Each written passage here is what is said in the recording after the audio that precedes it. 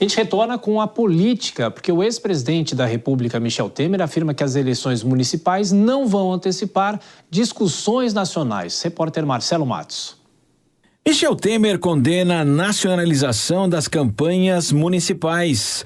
Para o ex-presidente, os temas locais devem prevalecer ao cidadão em 2024. Sou morador de São Paulo, eu quero saber como é que está a minha rua, como é que está o gás encanado, a eletricidade, como é que está a segurança da cidade, né? Isso que interessa ao munícipe, né?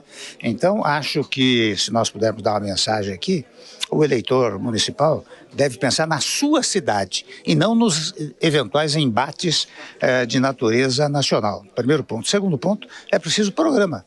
Você precisa ter um projeto. Eu sou eleitor, eu quero saber o que o meu candidato fez ou fará pela cidade de São Paulo. Acho que isso deve permear todo o aspecto eleitoral em todo o país. Michel Temer considera que a polarização é bem-vinda para o país desde que haja discussão de ideias, projetos, visões de governo, mas que o Brasil vive hoje uma radicalização, a mera desconstrução de reputações políticas e também ataques pessoais. E é um radicalismo um pouco inadequado, né? Porque você veja, qual é o acréscimo que você tem para o eleitor de São Paulo ou de qualquer cidade, né? Qual é o acréscimo que você tem em fazer agressões entre candidatos ou candidaturas? Nenhuma.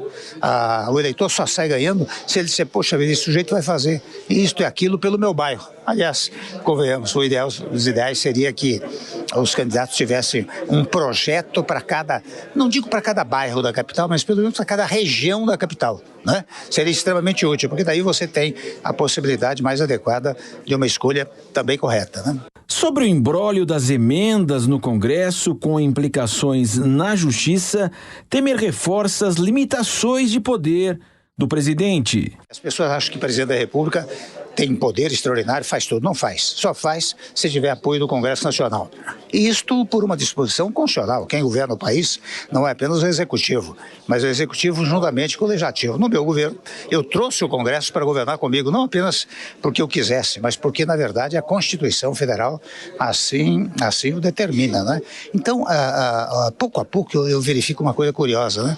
O Congresso vai assumindo muitas das atividades. Você veja que hoje, além de aprovar o orçamento, ele ainda destina verbas, né, do próprio orçamento. Você sabe que eu tenho uma tese que é o semipresencialismo, né? Eu acharia, com toda franqueza, que se o Congresso assumir muitas das tarefas, especialmente orçamentárias, também deve responsabilizar-se pelos atos executivos, né? Porque hoje ele destina as verbas, mas não tem responsabilidade direta pela execução, né? Sobre a reforma tributária, Michel Temer destaca o início do ciclo em seu governo, trabalhista, teto de gastos, a preparação da reforma da Previdência e defendeu a continuidade das análises estruturantes, até uma nova adequação previdenciária. E lembrou que quando presidiu a Câmara em 97, primeira vez, tentou alterar o regime tributário sem êxito e agora aguarda a avaliação do Senado após as eleições para reverter um dos principais gargalos do país sem aumento de impostos. Bom, Dora, a primeira fala do ex-presidente foi sobre as eleições municipais, aquela discussão eterna, né? Se a eleição municipal é nacionalizada ou não. Você concorda com ele? Deveria, mas muitas vezes é? Olha, eu concordo. Eu acho o Michel Temer, porque o Michel Temer é o símbolo da ponderação, né? Que é uma coisa que eu tenho bastante simpatia. Agora, ele tem toda a razão, claro, deveria ser assim, e eu acho que na maioria das cidades vai ser assim. Não é à toa que as eleições são separadas, as eleições municipais são separadas das presidenciais, porque muita gente advoga a unificação das eleições. Ora, se houver essa unificação, ninguém vai falar dos municípios. Evidentemente que a eleição presidencial toma todo o espaço. E quando elas são, o fato de serem separadas, exatamente isso, para que as cidades, as questões das cidades, sejam protagonistas da questão. Agora, o que não pode, proposta é ótima, agora proposta mirabolante também faz parte de algo que o eleitorado deve examinar detidamente, porque não é qualquer proposta. Você sai